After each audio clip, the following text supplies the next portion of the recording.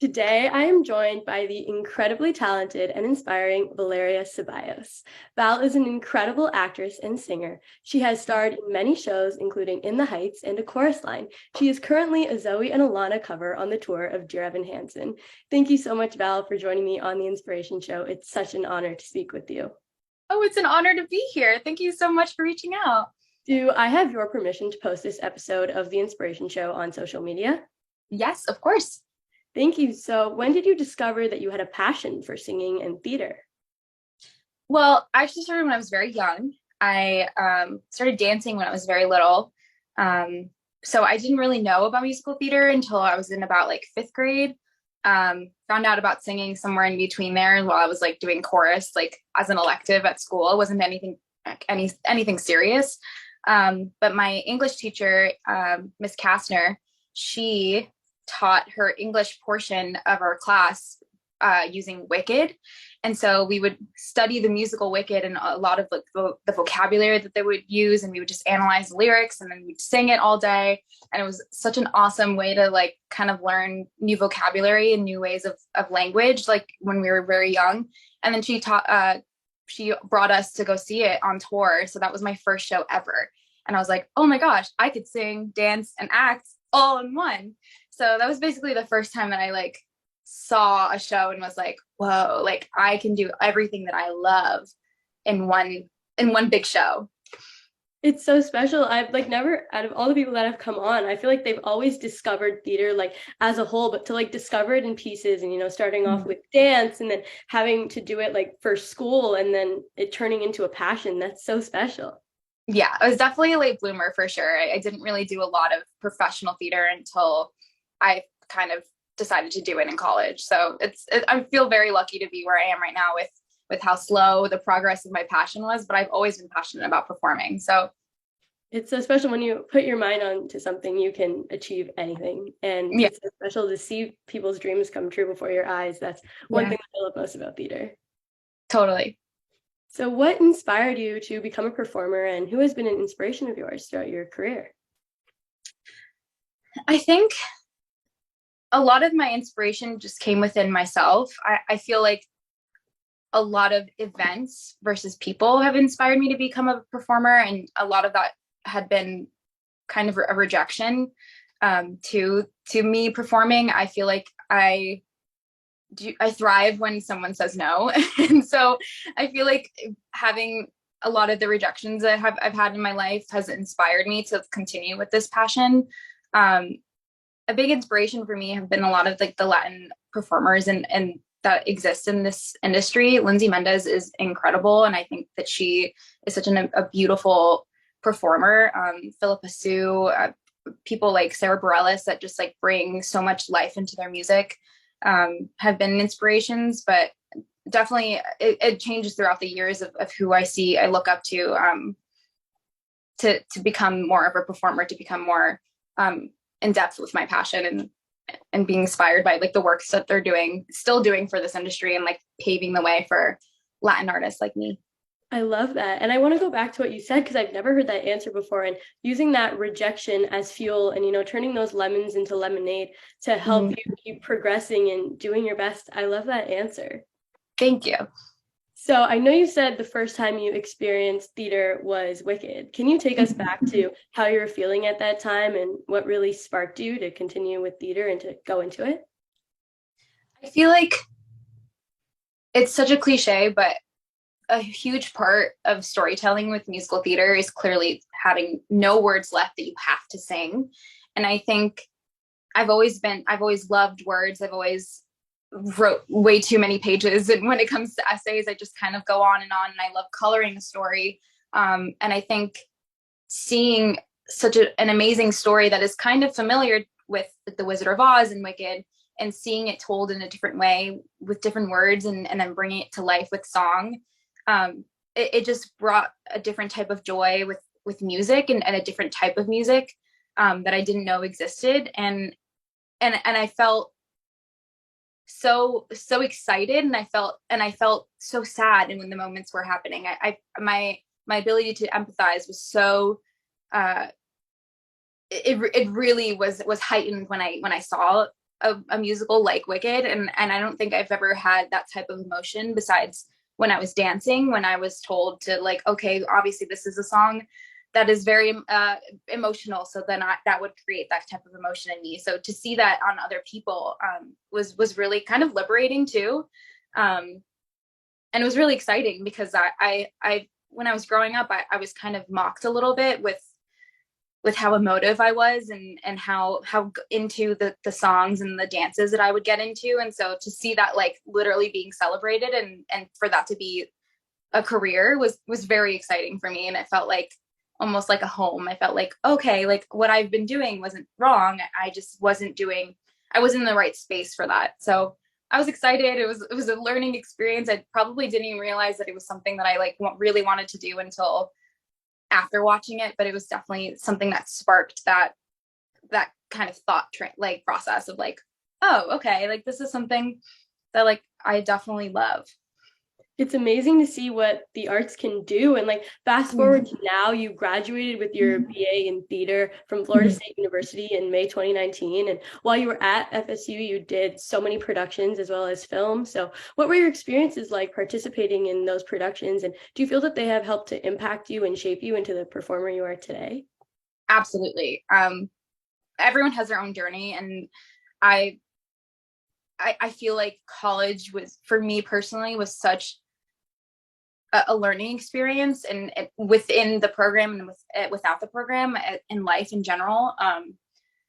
I think a huge part of my experience was the fact that I was in a BFA in Florida State University. It kind of became the theme of my whole journey there. I spoke about rejection earlier, and I feel like uh, I auditioned for the BFA program twice at Florida State University, and I was rejected twice. And so that type of rejection, while was devastating at first, really taught me a lot about grit, and it taught me a lot about going out and getting what you need yourself. So while I couldn't get the exclusive classes that were performance based from the BFA classes, I found dance classes that I could take. I asked about voice lessons, and I started taking voice lessons that the BFAs were taking. And so it really taught me life lessons that I needed outside of college, after college, with auditioning, like asking for what you want, figuring out what you need, and going and getting it, whether or not you get a yes or a no. Um, and so with the productions, I did have to push really hard to be included. There was a big almost elitism with the BFA versus a BA, where it was a general audition, but the BFAs were clearly prioritized within Right. casting. So I definitely had to prove myself. Um, Even though after college, everyone's pretty much on the same level. I had to learn that later on, of course, but in the moment, and in the society that we were living in that college environment, it definitely shaped me a lot and impacted me a lot to have to push and prove myself as a worthy performer. And so when I finally got my first performance as a lead in my junior year of college, I got to play Wednesday Addams in the Addams Family. And there's this video of me just like sobbing when I finally got the part, because I just said, I did it. I finally did it. So it was definitely difficult at times, but it for sure taught me so many lessons that I think people learn later on when it comes to auditioning. But it made me work really hard. It made me learn the value of who I was as a performer, and it really taught me to just kind of take those rejections and like keep moving forward, because I might be rejected from this one, but like someone else will see the potential in another place. So definitely taught me a lot. I'm a much better performer person after college. I just think it's so inspiring how you stood up for yourself and you stood up for that passion and you really went for it. And my teacher once told me this, and it really like stuck with me. It's when you don't get another opportunity, there's another better one that's always out there waiting for you, and they'll recognize who you are and how special you are, and like look where you are now. Exactly. Reflecting on that, like this is going to sound a bit weird, but like, did you really need that program? Because you got Mhm. to where you wanted to be, and it's just so special to watch you shine and to see all the things you've done in the past and the things you're going to do in the future. It's so special. Thank you. I really, that it's been such a big advocate for not relying on a BFA program. As someone who has been successful without one, that is not to tear down any BFA programs. I think it's very special, and I think people that are in it learn so many valuable lessons as well.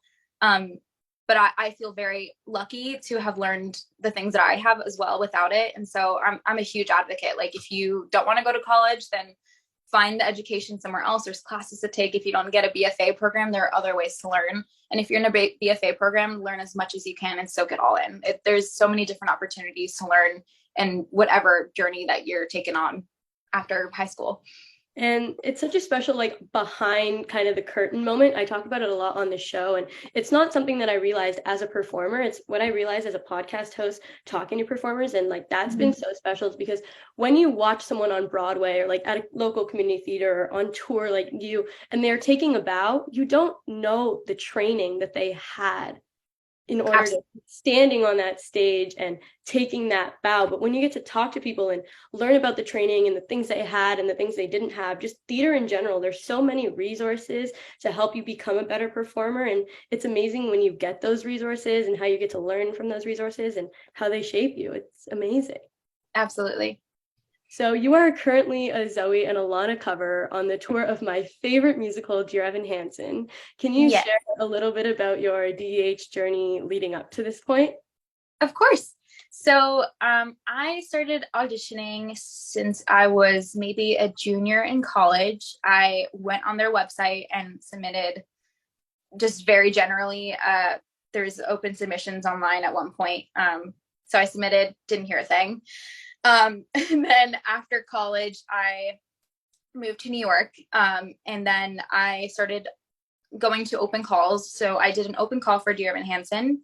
And it took a little bit, but I got an appointment to go in for the tour pre-pandemic. This was about 2019, 2020 that I was auditioning. So I was auditioning for Zoe and Alana cover then too. And I got all the way up to the final callbacks, and I didn't get the tour. And then the pandemic happened. So everything shut down. And I re-auditioned. I did a few, like, I went in, they weren't really casting. So then I heard back from them later on. Went through the same process, did an initial appointment, did a few more songs after that for a callback and a workshop session, which is basically just working through more of the songs, more of the scenes, and just kind of seeing what they want. There's the associate director and the music director most of the time there. So they kind of give you notes and try to readjust some things that they want to see. And then if that goes well, then they get you in for the final callback. And you do everything that they try to note you on and hope for the best. So I got the best, thankfully. I got the call about a week or so after that, and now I'm here. It's amazing. And I can't imagine what that audition process is like, doing both characters. Because when you're in those workshops, it's like, all right, we're going to do all the Zoe stuff now, and then you're doing all the Alana stuff. And I can't imagine where your head's at doing all that. It's definitely you need a specific brain for that. I think that's why, like, props to all the understudies and swings out there, because every character is very specific, and especially these two young women that are very different, have a lot of connections obviously within the show, but are very different characters, have different energies and different mindsets. So it was definitely hard to flip-flop from a chill Zoe Murphy to a energetic Alana Beck, but the scenes definitely speak for themselves. And once you really get to know these characters, it definitely helps to kind of tap into them. Yeah, so what is it like juggling these two incredible characters, and which character do you feel represents you the best, and what do you do to get into character? So during the rehearsal process, I feel like it was a lot harder to juggle them. In New York, we had a pretty full cast except for the Zoe Murphy, because Elena Anderson, who plays her full-time here, was already on tour. She used to be a Zoe Alana cover, and they bumped her up. So while we were rehearsing in New York, Jillian and I were kind of flip-flopping, practicing Zoe so that we can have a full cast. So I was very grateful to have so much time with Zoe, and I got to know her a lot. But that meant Alana kind of came in a little later, and I think Zoe represents me a little better than Alana. So it definitely took me a while to find my own Alana and what was true to me, but was also true to the character that she is. So Zoe definitely came a little bit more naturally. I feel like I'm a little bit more grounded. I think Zoe is very smart in a different way that Alana is smart. She speaks when she needs to, and I think she's a little bit more feisty in her own way, and I definitely myself in the way that she emotes. And Alana is so smart. I mean, I used to be a straight A student, so like I know that how much anxiety inducing it is to want to succeed so desperately, and she wants to connect so badly. So sometimes she doesn't think before she speaks, and so it's definitely hard to juggle both those types of characters. And I definitely relate to them in different ways. But Zoe's definitely more naturally relatable. To get into the characters, I personally like to listen. I have different playlists that I listen to. I get that a lot. Yeah, it's definitely like, I mean, we're such musical people, so yeah, it just naturally like gravitate to something that just kind of music just emotes something very quickly in me. So I chose different playlists that would kind of get me into that mindset. So for Alana, it's very it's more upbeat songs that kind of get my energy up, because she does take a lot more energy. She's a little bit more upbeat and takes a little bit more posture, and she just kind of gets more pulled up. So I have a little bit like more upbeat songs, and a lot of songs that kind of remind me of her type of loneliness and wanting to connect, and how she feels internally, even though she doesn't always externalize it until the end of the show. And for Zoe, it's a little bit more chill. I have some like jazz music, and because she's in the jazz band, so I try to kind of tap into her jazziness, and definitely more grounded. I love Lizzie McAlpine, so she's definitely on that playlist, and something just more chill to kind of ground me and to keep me in a safe space, so that when things start to be more chaotic in the stage, that it's a more natural progression for Zoe. And yeah, that's that's kind of the beginning of how I get into the character. I love it, and I love all that jazz band jazz. The jazz band jazz. I don't like all jazz, but like jazz band jazz. But like jazz band jazz for sure. So what is your favorite part and most challenging part about portraying Alana and Zoe? My favorite part is finding the most genuine parts of the girls. I think Alana specifically is very challenging to be genuine. I feel like she can very easily be the villain of the story. And I think it means a lot to me, especially because you don't really get that resolution for Alana. That you understand why she does what she does. I think that is the most challenging part, to make sure that like all of the scenes with Evan are very clear of her intentions, and very clear of how genuine she is, and how she just seriously wants to connect and seriously cares about everything, and how that takes her to the next step that is clearly a mistake. And I think she realizes that it is a mistake when she does it. So that's definitely the challenging part, is trying to keep finding her genuine intentions. But it's also my favorite part, is like bringing that realness to her, and finding those little moments where she does feel like she has friends, and she does feel like she's making a difference, and that she's being successful at what she's doing. For Zoe, I think it's very special to find something she loves in Evan, and I've worked with all the different Evans, so it's also like a really fun to play with them, and see, even in the moment, like, oh, what is it in them today that Zoe falls in love with, that Zoe sees in Evan to forgive and to hold on to, because it feels more real in that way. And I of course know all the cast members, so it definitely makes it even more personal to see and act with them, and kind of see what we're both kind of presenting in that day. So I don't know, it's a lot of fun. I think every time that I go on, especially as an understudy, because it's not frequently, to see like what I'm bringing that day, sometimes I'm a little bit more energetic, or sometimes, like I'm a little more low energy. So it's kind of seeing what is present within me and what's present around me with the cast members, and just kind of playing around. That's definitely my favorite part, but the most challenging part. I love that. And I want to tap into that a bit more. As you get to go on with all these different Evans, do you feel that your Zoe kind of changes depending on who you go on with? I definitely think I think her baseline is for sure always the same. But I think a lot of the scenes in Act Two are influenced by the Evans, especially Only Us. Like they all express their anxiety in different ways. So I definitely have to take care of them in different ways, which is interesting. And I think their words fail also, it leads to the words fail, where Zoe feels differently and betrayed in different ways. There's some Evans that like really rely on a Cynthia. And so it kind of feels, the betrayal is like, oh, did you just like me for my mom? Or there's the betrayal of like, oh, I thought you really loved me. Or there's different feelings and emotions that kind of come up for each Evan, and honestly, sometimes the same Evan will give me a different emotion, or a different, will bring something out of me in a different performance that they did the last time. So it's definitely, it's a good acting lesson of just like staying present and seeing like what kind of comes up.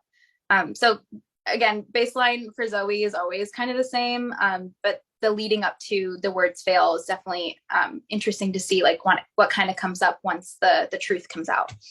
I love that. I mean, if we were to touch on everything I think we both love about the show, we'd be here for hours. But absolutely, I can talk about it for hours. Same. One of the things that I love most about the show is the relationship with all the characters, because the show is so emotionally heavy, and all the characters rely on like every other character. So it's so special to see those relationships come together, and how it's different every single time you see the show. Like there are things that will like stick out to me in one show that like I didn't really stick out in another show, and even like just the emphasis of like one word, or singing a line differently. It's so special to see how that can change the story. Absolutely, yeah. And it's definitely nice too, seeing, like you said, like different people going on stage. It's very special when all of us kind of all of the understudies bring something special and something new into the show, and it's very exciting for the onstage cast too, because doing something 8 times a week, it's nice to bring in a new person, and kind of just seeing what they bring out of the show, and what they, like you said, what they emphasize, what they feel versus what the other person was feeling the day before. And there's no right or wrong answer. Everyone understands their character completely, but they always have a different way of emoting it. And it's really awesome to kind of see like everyone's specific interpretation of what the character is. I love that. And I have to ask about being a cover, because I could not imagine doing that and covering more than one role. And as you say, how much time do you have to go on? Well, it depends. That was definitely an outtake. I was like, I don't know how to answer that. It depends. I mean, every cast member that has come on the show, and like we talk about like playing multiple different roles and like talking about their scripts, and they're like, you do not want to see my script. And I'm like, no, I do, but I kind of don't. So I have to ask, what's your preparation like, getting to cover these 2 roles? And when you have that short notice of going on, what do you like skim through, and like how do you do that? Well, I feel like I thankfully have gone through the characters enough to not have to have that much preparation now, but we're 8 months into the tour, so that's hopefully expected to kind of just have it by memory now. But when I was first getting into it, I definitely I color coded my script. I have tracking sheets which are basically I'm sure before, the tracking sheets there for each character. I had my entrance, what props I needed, if I really needed it, because when we rehearse, we don't use the costume. So I was kind of a hint of what the costumes were. I had my entrances, what number I was supposed to be on, what the line was that I was entering on. There's a lot of specifics that I would kind of go through, and I'd be like, oh God, is this number 3, or do I have to be on 8? And eventually that came naturally to me. But I definitely would go through the tracking sheet. And then, sometimes I just kind of go through, there's very many times that, especially for Alana, because she has a lot more words that I kind of stumble on, that right before I go on stage, if you see me in the wings, I'm like mouthing the words, kind of getting it out in my, out loud so that I can say it on stage. but a lot of the preparation kind of just comes into knowing and trusting that you know what you're doing by now.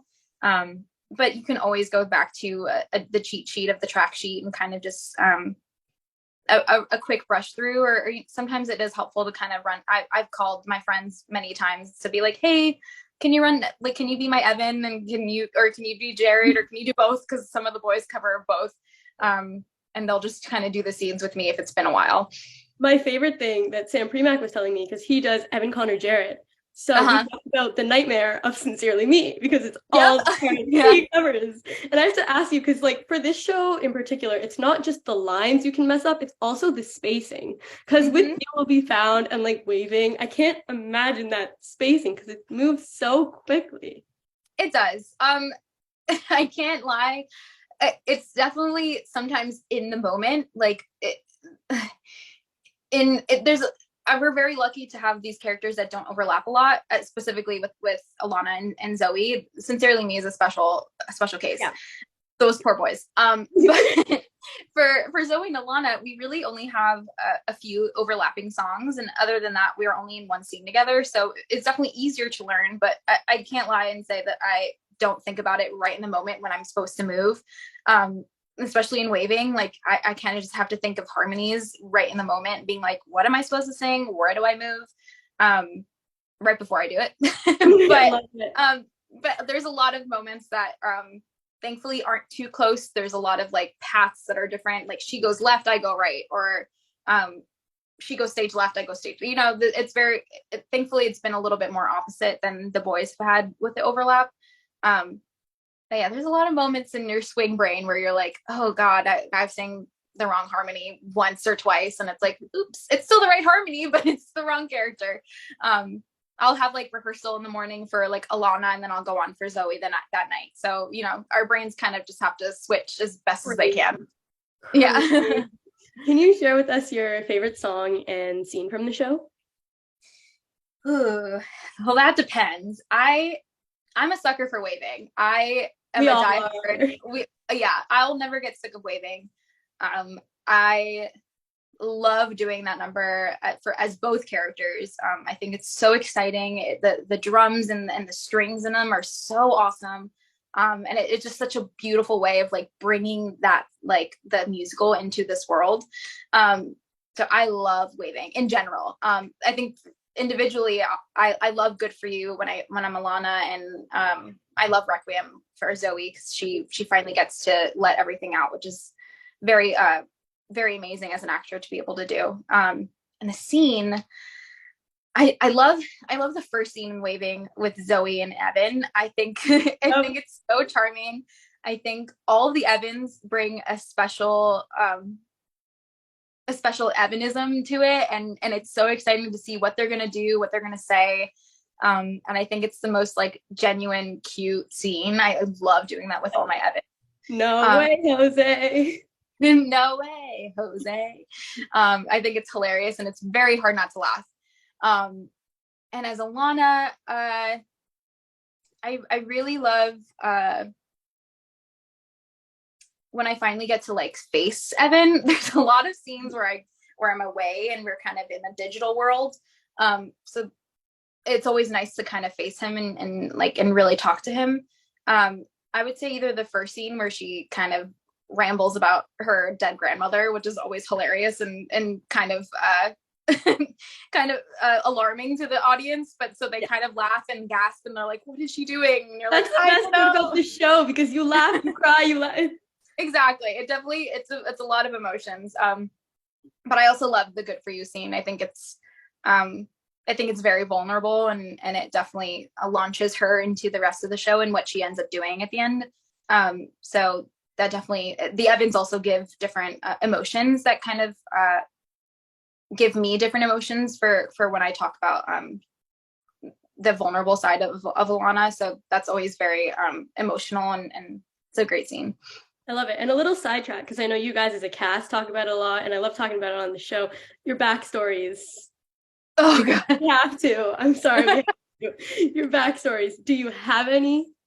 Oh, of course.